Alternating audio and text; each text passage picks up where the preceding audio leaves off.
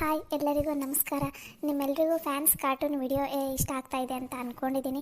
ದಯವಿಟ್ಟು ಇಷ್ಟ ಆದರೆ ವಿಡಿಯೋಸ್ಗೆಲ್ಲ ಲೈಕ್ ಮಾಡಿರಿ, ಶೇರ್ ಮಾಡಿರಿ, ಕಮೆಂಟ್ ಮಾಡಿ, ಹಾಗೆ ಸಬ್ಸ್ಕ್ರೈಬ್ ಆಗಿ ಮತ್ತು ಪಕ್ಕದಲ್ಲಿರೋ ಬೆಲ್ ಐಕನ್ ಮೇಲೆ ಕ್ಲಿಕ್ ಮಾಡಿ. ಹಾಗೆ ನಂದು ಇನ್ನೊಂದು ಕಾರ್ಟೂನ್ ಜಗತ್ತು ಅನ್ನೋ ಚಾನಲ್ ಇದೆ, ಅದರಲ್ಲಿ ತುಂಬಿದ ಮನೆ ಕತೆ ವಿಡಿಯೋನ ಡೈಲಿ ಅಪ್ಲೋಡ್ ಮಾಡ್ತಾ ಇದ್ದೀನಿ. ದಯವಿಟ್ಟು ಕಾರ್ಟೂನ್ ಜಗತ್ತು ಚಾನಲನ್ನು ನೋಡಿ ಅದಕ್ಕೂ ಕೂಡ ಹೀಗೆ ಸಪೋರ್ಟ್ ಮಾಡಿ ಅಂತ ಕೇಳ್ಕೊತಾ ಇದ್ದೀನಿ. ನಮಸ್ಕಾರ. ಸವಿ ಲಘು ಲಘುನ ಸೊಪ್ಪು ಯಾವ್ಯಾವ ಅದಾವ ನೋಡು, ಸೊಪ್ಪೆಲ್ಲ ಬಿಡಿಸ್ಬಿಡು. ಮೊದಲು ಹಾಕಿರಕ್ಕೆ ಸಲ ಬಿಡಿಸ್ಬಿಡು.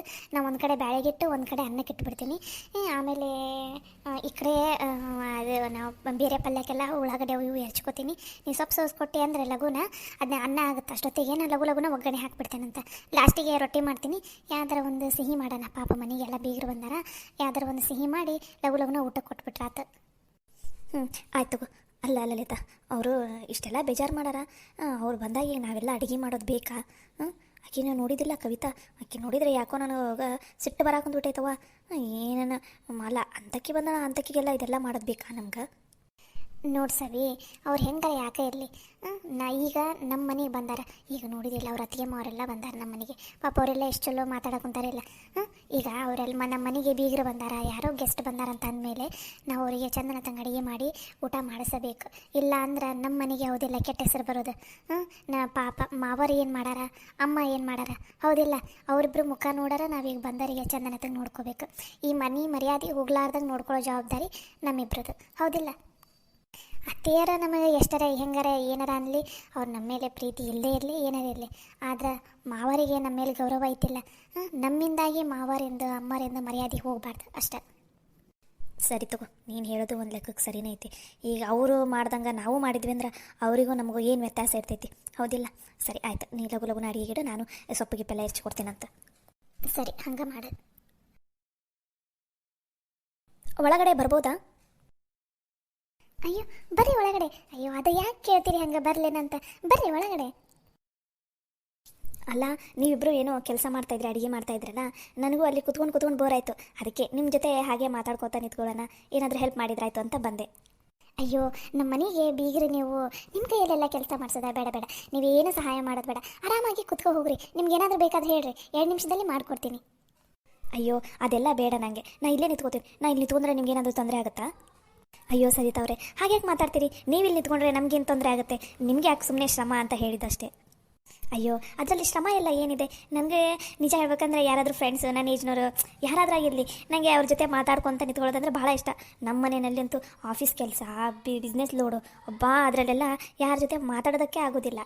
ಇವಾಗ ನೀವಿಬ್ಬರು ನಂಗೊಂಥರ ಫ್ರೆಂಡ್ಸ್ ಆದಂಗೆ ಆಗಿಬಿಟ್ಟಿದ್ದೀರ. ಅದಕ್ಕೆ ಆರಾಮಾಗಿ ನಿಮ್ಮ ಜೊತೆ ನಿಂತ್ಕೊಂಡು ಮಾತಾಡೋಣ ಅಂತ ಇಲ್ಲಿಗೆ ಬಂದೆ. ಅಯ್ಯೋ ಹೌದಾ, ನಿಂತ್ಕೋರಿ, ಪರವಾಗಿಲ್ಲ. ಇರಿ ಒಂದು ನಿಮಿಷ. ಸವಿ ಹೋಗ್ಲೆ, ಒಂದು ಕುರ್ಚಿ ತಂಬೋಗು. ಅಯ್ಯೋ ಬೇಡ ಬೇಡ, ದಯವಿಟ್ಟು ಕುರ್ಚಿ ಗಿರ್ಚೆ ಏನು ಬೇಡ. ಅಯ್ಯೋ ಕೊನೆ ಪಕ್ಷ ಕುತ್ಕೊಂಡ್ರೆ ಅಂತ ಹೇಳ್ರಿ, ಎಷ್ಟು ತನ ಅಂತ ನಿಂತ್ಕೋತೀರಿ? ಅದಲ್ಲದೆ ಇವತ್ತು ಮದುವೆ ಮನೆಯಾಗೆಲ್ಲ ಓಡಾಡಿರಿ, ಸುಸ್ತಾಗಿರ್ತೈತಿ, ಕುತ್ಕೊಂಡ್ರೆ ಅಂತ ಹೇಳಿರಿ. ಅಯ್ಯೋ ಲಲಿತಾ ಅವರೇ, ಏನು ಬೇಡ, ನಾನು ಆರಾಮಾಗಿ ನಿಂತ್ಕೋತೀನಿ. ಅಂದಂಗೆ ಇದೇನಿದು, ರಾತ್ರಿ ಆದ್ರೂ ಈ ಕಿಟಕಿನಲ್ಲಿ ಎಷ್ಟು ಬೆಳಕಿದೆ ಅಲ್ಲ? ಅಯ್ಯೋ ಅದು ನಮ್ಮದು ಮನೆ ಮುಂದೆನ ಬೀದಿ ಲೈಟ್ ಇದೆ ಅಲ್ಲ, ಅದು 2 ಅದಾವ್ರಿ. ಆ ಕಡೆ ಈ ಕಡೆ 2 ಕಡೆ ಬೆಳಕು ಬರಲಿ, ಆ ಕಡೆ ರೋಡಿಗೆ ಈ ಕಡೆ ರೋಡಿಗೆ ಅಂತಂದು ಅದು ಗಾಳಿಗೆ ಆ ಕಡೆ ರೋಡಿಗೆ ಬೀಳ್ಬೇಕಾಗಿರೋ ಬೆಳಕು ಈ ಕಡೆ ಬಂದುಬಿಟ್ಟಿದೆಲ್ಲ, ಹಾಗಾಗಿ ಬೆಳಕು ಜಾಸ್ತಿ ಬರಾಕಂತೈತ್ರಿ ಕಿಟಕಿ ಜಾಸ್ತಿ. ಓ ಹೌದಾ ರೀ, ಸರಿ. ಅಂದಂಗೆ ನೀವು ಸರಿತಾ ಅವರೇ ರೀ ಹಾಗೆಲ್ಲ ಮಾತಾಡೋಕೋಬೇಡ್ರಿ, ಆರಾಮಾಗಿ ಸರಿತಾ ಅಂತ ಕರೀರಿ ಸಾಕು. ನನಗೆ ಇದು ಅವರೇ ಇವರೇ ಅದೆಲ್ಲ ಯಾವ ಅವರೆಕಾಳು ಬೇಡ, ಬೇಳೆಕಾಳು ಬೇಡ, ಸರಿತಾ ಅಂತ ಕರೆದ್ರೆ ಸಾಕು. ನೀವು ಅಷ್ಟೇ, ನಮಗಿಬ್ಬರಿಗೂ ಲಲಿತಾ ಸವಿತಾ ಅಂತ ಕರೀರಿ. ಸರಿ ಸವಿತಾ. ಅಂದಂಗೆ ನಾನು ನಿಮ್ಗೊಂದು ಮಾತು ಕೇಳ, ನೀವೇನು ಬೇಜಾರಾಗಲ್ಲ ಅಂದರೆ? ಅಯ್ಯೋ ಸರಿತಾ, ನಿಮ್ಗೆ ಏನು ಕೇಳಬೇಕಂತ ಅನಿಸುತ್ತೆ ಕೇಳು, ನಾವೇನು ಆ ಥರ ಬೇಜಾರು ಮಾಡ್ಕೊಳಲ್ಲ. ನಿಮ್ಮಿಬ್ರದ್ದು ಮದುವೆಯಾಗಿ ಎಷ್ಟು ವರ್ಷ ಆಯಿತು? ಅಯ್ಯೋ ನಮ್ಮಿಬ್ರದ್ದು ಈಕಿದು ಮದುವೆಯಾಗಿ ಒಂದು 5 ತಿಂಗಳಾಯ್ತು, ನನ್ನ ಮದುವೆಯಾಗಿ ಒಂದು 3.5 ತಿಂಗಳಾಗಿರ್ಬೋದು. ಹೌದಾ? ಅಲ್ಲ, ಇಷ್ಟು ಬೇಗ ನೀವಿಬ್ಬರು ಇಷ್ಟೊಂದು ಕ್ಲೋಸ್ ಆಗಿಬಿಟ್ಟಿದ್ದೀರಾ? ಯಾಕೆ ಕೇಳ್ತಾ ಇದ್ದೀನಂದ್ರೆ, ಇಬ್ಬರು ಮುಂಚೆಯಿಂದನೂ ಪರಿಚಯ ಇರೋರಂಗಿದ್ದೀರಲ್ಲ, ಅಂದರೆ ಇಷ್ಟು ಬೇಗ ಇಬ್ಬರು ಈ ಮನೆಗೆ ಹೊಂದ್ಕೊಂಡು ಅಷ್ಟು ಲಘುನ ಕ್ಲೋಸ್ ಆಗಿಬಿಟ್ಟಿದ್ದೀರಾ ಅಂತ. ಅಯ್ಯೋ ಸರಿತಾ, ಹಾಗೇನಿಲ್ಲ. ನಾನು ಮತ್ತು ಲಲಿತಾ ಸಣ್ಣರಿರ್ಬೇಕಾದ್ರಿಂದನೂ ಕ್ಲೋಸ್ ಫ್ರೆಂಡ್ಸ್. ನಮ್ಮ ಮನೆ ಇವ್ರ ಮನೆ ಅಕ್ಕಪಕ್ಕ ಮನೆ, ನಾವಿಬ್ಬರು ಸಣ್ಣವ್ರು ಇರಬೇಕಾದ್ರಿಂದನೂ ಕ್ಲೋಸ್ ಫ್ರೆಂಡ್ಸ್. ಹಾಗಾಗಿ ಈ ಇಬ್ಬರಲ್ಲಿ ಅಂತ ಹಚ್ಚಿ ಮಾತಾಡ್ತೀವಿ. ಓ ಹೌದಾ, ಅದೇ ಅನ್ಕೊಂಡೆ ಇಬ್ರು ಎಷ್ಟು ಚೆನ್ನಾಗಿ ಹೊಂದ್ಕೊಂಡು ಹೋಗ್ತೀರಾ, ಇಬ್ರು ಹಂಚ್ಕೊಂಡು ಎಷ್ಟು ಚೆನ್ನಾಗಿ ಕೆಲಸ ಮಾಡ್ತಾ ಇದ್ದೀರಾ, ಆಮೇಲೆ ಈ ಲೇ ಹಚ್ಚಿ ಮಾತಾಡ್ತೀರಾ ಅಂದರೆ ಇಬ್ರು ಎಷ್ಟು ಕ್ಲೋಸ್ ಆಗಿ ಮಾತಾಡ್ತಾ ಇದ್ದೀರಲ್ಲ, ಅದಕ್ಕೆ ಕೇಳಿದೆ ನನಗೆ. ಓ ಇಬ್ರು ಕ್ಲೋಸ್ ಫ್ರೆಂಡ್ಸ್ ಒಂದೇ ಮನೆಗೆ ಸೊಸೆಯರಾಗಿ ಬಂದಿದ್ದೀರಾ, ಚೆನ್ನಾಗಿದೆ ಬಿಡ್ರಿ ಇದು. ನಿಜ ಹೇಳ್ಬೇಕಂದ್ರೆ ಸರಿತಾ, ನನಗೆ ಮುಂಚೆಯಿಂದನೂ ಇದೇ ಆಸೆ ಇತ್ತು. ಯಾಕಂದ್ರೆ ನಾನು ಲಲಿತಾ ಎಷ್ಟು ಕ್ಲೋಸ್ ಫ್ರೆಂಡ್ ಅಂದ್ರೆ ಒಂದು ದಿನಾನೂ ಇಬ್ಬರು ಬಿಟ್ಟಿರ್ತಿಲ್ಲಾಗಿದ್ವಿ.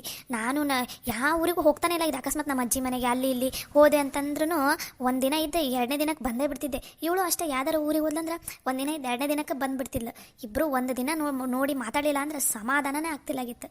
ನಾನು ಎಷ್ಟು ಸಲ ಅಂದ್ಕೊಂಡಿದ್ದೀನಿ, ಬಾ ದೇವ್ರೆ ಇಬ್ಬರು ಒಂದೇ ಮನೆಗೆ ಹೋಗೋವಾಗ ಮಾಡಪ್ಪ, ಮದುವೆ ಆದಮೇಲೆ ಕೊನೆ ಪಕ್ಷ ಅಕ್ಕಪಕ್ಕ ಮನೇನಾದರೂ ಇರೋ ಹಂಗೆ ಮಾಡಪ್ಪ ಅಂತ ಅಂದ್ಕೊಂಡಿದ್ದೆ. ಪುಣ್ಯಕ್ಕೆ ಆ ದೇವರು ನಮ್ಮಿಬ್ಬರಿಗೂ ಒಂದೇ ಮನೆಗೆ ಸೇರೋ ಹಂಗೆ ಮಾಡಿದ್ರು. ಚಲೋ ಬಿಡು, ಅಂದರೂ ಇಬ್ಬರು ಒಂದೇ ಮನೆಗೆ, ಅದು ಕ್ಲೋಸ್ ಫ್ರೆಂಡ್ಸ್, ಚಲೋ ಬಿಡು. ನನಗೂ ಸೊಪ್ಪು ಕೊಡಿರಲಿ, ನಾನು ಸೋಸ್ತೀನಿ. ಅಯ್ಯೋ ಅದೆಲ್ಲ ಬೇಡ, ನೀವು ಆರಾಮಾಗಿ ನಿಂತ್ಕೊಂಡು ಮಾತಾಡಿ, ನಾವು ಆರಾಮಾಗಿ ಸೊಪ್ಪಿಗೆ ಸೋಸ್ಕೊಂಡು ನಾವು ಅಡುಗೆ ಮಾಡ್ತೀವಿ. ನೀವು ಯಾಕೆ ಸುಮ್ಮನೆ ತೊಂದರೆ ತೊಗೋತೀರಾ, ಆರಾಮಾಗಿ ನಿಂತ್ಕೊರಿ ಸಾಕು. ಅಯ್ಯೋ ಅದರಲ್ಲೇನಿದೆ, ಆರಾಮಾಗಿ ನಿಂತ್ಕೊಂಡ ಬದಲು ಒಂದು ಸ್ವಲ್ಪ ಕೈ ಆಡಿಸಿ ಸೊಪ್ಪು ಸೋಸ್ತೀನಪ್ಪ ಅಷ್ಟೇ. ಪರವಾಗಿಲ್ಲ, ಕೊಡಿ, ನಾನು ಮಾಡ್ತೀನಿ ಏನಾದರೂ ಕೆಲಸ. ನನಗೂ ಹಾಗೆ ನಿಂತ್ಕೊಳ್ಳೋಕ್ಕೆ ಬೋರು. ಅಯ್ಯೋ ದಯವಿಟ್ಟು ಪ್ಲೀಸ್ ರೀ, ಬೇಡ, ಇದೊಂದು ವಿಷಯದಲ್ಲಿ ಪ್ಲೀಸ್, ನಾವೆಲ್ಲ ಸೋಸ್ತೇವೆ, ನೀವು ಆರಾಮಾಗಿ ನಿಂತು ನಮ್ಮ ಜೊತೆ ಮಾತಾಡಿ. ಸರಿ, ನೀವು ನನಗೇನು ಕೆಲಸ ಹೇಳಲ್ಲ ಅಂತ ಗೊತ್ತಾಯ್ತು ಬಿಡಿ. ಅಂದಾಗೆ ನೀವು ಅಜ್ಜಿ ಮೇಲೆ ಭಾಳ ಜೀವದಿರಲ್ಲ, ಅವ್ರ ಸಲುವಾಗಿ ಮದುವೆಗೆ ಬರೋದನ್ನೇ ಬಿಟ್ಟಿದ್ದೀರಲ್ಲ. ಅವ್ರ ಸಲುವಾಗ ನಾವು ಅಮ್ಮನ ಮೇಲೆ ಜೀವದಿ ಬಿಡ್ರೆ, ಆದರೆ ಅವ್ರ ಸಲುವಾಗ? ಹಾಂ, ಅಮ್ಮರ ಸ್ನಾನಕ್ಕೆ ಹೋದಾಗ ಕಾಲು ಉಳುಕಿ ಬಿದ್ದಿದ್ದಾರೆ, ಅವ್ರಿಗೆ ಕಾಲು ನಡೆಯೋದಕ್ಕೆ ಬರಲ್ಲ, ಅದಕ್ಕೋಸ್ಕರ ನೀವಿಬ್ಬರು ಮನೆಯಲ್ಲೇ ಇದ್ದೀರಂತಲ್ಲ ಅಮ್ಮರಿ ಅಜ್ಜಿಗೆ ನೋಡ್ಕೊಳ್ಳೋಕ್ಕೆ. ಯಾಕೇನಾಯ್ತು, ಇಬ್ಬರು ಹಂಗೆ ಮುಖ ನೋಡ್ಕೋತಾ ಇದ್ದೀರಲ್ಲ? ಅಲ್ಲ ಸರಿತಾ, ನೀವೇನಂದ್ರೆ ಇನ್ನೊಂದು ಸಲ ಹೇಳಿ. ಅದೇ ಸವಿತಾ, ಆ ಅಜ್ಜಿಗೆ ಸ್ನಾನಕ್ಕೆ ಹೋದಾಗ ಕಾಲು ಜಾರಿ ಬಿದ್ದು ಕಾಲೇನೋ ಬಾವು ಬಂದು ನೋವಾಗಿದೆ ಅಂತಲ್ಲ, ಡಾಕ್ಟ್ರು ಒಂದು 4-5 ದಿನ ಅಡ್ಡಾಡಬೇಡ ಅಂತ ಅಂದಿದ್ದಾರಂತೆ, ಅದಕ್ಕೋಸ್ಕರ ನೀವು ಯಾರೂ ಮದುವೆಗೆ ಬಂದಿಲ್ಲ ಅಂತಲ್ಲ. ಇದನ್ನೆಲ್ಲ ನಿಮ್ಗೆ ಯಾರು ಹೇಳಿದ್ರು? ಇನ್ಯಾರು, ನಿಮ್ಮ ಅತ್ತೆನೇ ಹೇಳಿದರು. ಯಾಕೆ ಸುಳ್ಳ ನಿಮ್ಮ ಅತ್ತೆ ಹೇಳಿದ್ದು? ನಮ್ಮತ್ತೆ ಹಂಗಂದ್ರ? ಸವಿ ಸುಮ್ಮನೆ. ಹೌದು ಹೌದು ಸರಿತಾ, ಅದು ಅಮ್ಮರ ಒಂದು ಸ್ವಲ್ಪ ಕಾಲು ಉಳುಕ್ದಂಗಾಗಿದೆ, ಅದಕ್ಕೋಸ್ಕರ ನಾವ್ಯಾರೂ ಬಂದಿಲ್ಲ ಮದುವೆಗೆ. ಅದೇ ಅಂದ್ಕೊಂಡೆ. ಅಲ್ಲ ನೀವ್ಯಾಕೆ ಅಷ್ಟೊಂದು ಶಾಕ್ ಆದ್ರಿ ನಾನು ಆ ಥರ ಕೇಳಿದ್ದಕ್ಕೆ? ಅದು ಅದು ಈ ವಿಷಯ ಎಲ್ಲ ಸುಮ್ಮನೆ ನಿಮ್ಗೆ ಯಾಕೆ ಹೇಳಿದ್ರು ಏನಾಗ್ತೀರ ಅಂತ, ಸುಮ್ಮನೆ ನಿಮಗೂ ಬೇಜಾರಾಗುತ್ತಲ್ಲ, ಹಾಗಾಗಿ ಈ ವಿಷಯ ಎಲ್ಲ ಹೇಳಬಾರ್ದಿತ್ತು ಅಂತ ಅಂದ್ಕೊಂಡಿದ್ದೆ ಅಷ್ಟೇ. ಅದನ್ನು ಬಿಟ್ಟರೆ ಮತ್ತೇನಿಲ್ಲ. ಓಹ್ ಹೌದಾ, ಸರಿ. ನನಗಂತೂ ಭಾಳ ಖುಷಿ ಆಯಿತು, ನೀವು ಅಜ್ಜಿ ಮೇಲೆ ಎಷ್ಟೊಂದು ಜೀವದಿರಲ್ಲ ಅಂತಂದು. ಅಯ್ಯೋ ನಮ್ಮಮ್ಮ ಮತ್ತು ಮಂಜಮ್ಮ ಅದಾರಲ್ಲ, ಅವರಿಬ್ರು ಕ್ಲೋಸ್ ಫ್ರೆಂಡ್ಸ್, ನಮ್ಗೆ ಸಣ್ಣವರಿದ್ದಾಗಿಂದನೂ ಪರಿಚಯ ಇದೆ, ಹಾಗಾಗಿ ನನಗೆ ಈ ಅಮ್ಮನ ಮೇಲೆ ಭಾಳ ಜೀವದೇವು ನಾವು. ಅರೆ ಅವರಿಬ್ರು ಕ್ಲೋಸ್ ಫ್ರೆಂಡ್ಸಾ, ಚಲೋ ಬಿಡಿ ಇದು. ಇಬ್ಬರು ಕ್ಲೋಸ್ ಫ್ರೆಂಡ್ಸ್, ಅವರು ಬೀಗರಾಗಿದ್ದಾರೆ, ನೀವಿಬ್ಬರು ಕ್ಲೋಸ್ ಫ್ರೆಂಡ್ಸ್, ಒಂದೇ ಮನೆಯಲ್ಲೇ ಅಕ್ಕ ತಂಗಿರಾಗಿದ್ದೀರಾ. ಅಬ್ಬಾ ಚೆನ್ನಾಗಿದೆ ಬಿಡಿ ಇದು. ಹೌದು, ನಿಜ ಹೇಳ್ಬೇಕಂದ್ರೆ ನಾವಿಬ್ಬರು ಈ ಮನೆಗೆ ಸೊಸೆಯರಾಗಿ ಬರೋದಕ್ಕೆ ಮಂಜಮ್ಮನ ಕಾರಣ. ಅವರೇ ನಮ್ಮನ್ನು ಮುಂದೆ ನಿಂತು ನಮ್ಮನ್ನೆಲ್ಲ ನೋಡಿ ಈ ಮದುವೆ ಎಲ್ಲ ಮಾಡಿದ್ದು ಅಂತಂದ್ರೆ. ಅಜ್ಜಿ ಭಾಳ ಚಲೋ ಕೆಲಸ ಮಾಡ್ಯಾಳ, ಎಷ್ಟು ಒಳ್ಳೆ ಸೊಸೆಯರ ನಿಮ್ಮ ಮನೆಗೆ ತೊಗೊಂಬಂದಾರಂದ್ರೆ. ಒಂದು ನಿಮಿಷ, ನನ್ನ ಫೋನ್ ಬರ್ತಾಯಿದೆ, ನಮ್ಮ ಹಸ್ಬೆಂಡ್ ಫೋನ್ ಮಾಡ್ತಾಯಿದ್ದಾರೆ, ಬಂದೆ. ಹಾಂ ಸರಿ ಸರಿ, ಆರಾಮಾಗಿ ಮಾತಾಡ್ಕೊಂಡು ಬರ್ರಿ. ಹಲೋ ಹೇಳ್ರಿ. ವಾ ನೋಡಿದೇನ್ಲೇ ಲಲಿತಿ, ಅತ್ತೆಯವರು ನಮ್ಮನೆ ಸುಳ್ಳು ಹೇಳಾರಂತಂದು.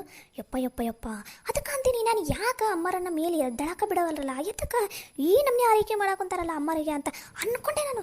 ಯಪ್ಪ ಯಪ್ಪ ಯಪ್ಪ, ನೋಡಿದ್ದೀನಿ ನಮ್ಮನೆ ಸುಳ್ಳು ಹೇಳಾರಂತಂದು. ಈಗಲೇ ಹೋಗಿ ಅಮ್ಮರ ಮುಂದೆ ಹೇಳಿ ನಮ್ಮ ಅತ್ತಿ ಬಣ್ಣ ಎಲ್ಲ ಬಯಲು ಮಾಡ್ತೀನಿ ತಡಿ ಎಲ್ಲರ ಮುಂದೆ. ಸವಿ ಸ್ವಲ್ಪ ತಾಳ್ಮೆ ತಗೋ. ಏನು ತಾಳ್ಮೆ ತಗೊಳ್ಳೋದ ನಿನ್ನ? ನೋಡಿದಿಲ್ಲ ಹೆಂಗೆ ಮಾಡೋಣ, ನಮ್ಮತ್ತೆ ಎಂಥ ಸುಳ್ಳು ಹೇಳೋಣ ನೋಡು.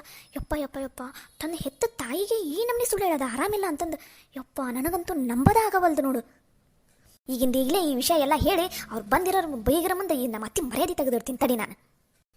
ಸವಿ ನೀನು ಸ್ವಲ್ಪ ಸುಮ್ಮನೆ ಇರ್ತೇನೆ, ಒಂದು ಸ್ವಲ್ಪ ಯೋಚನೆ ಮಾಡು.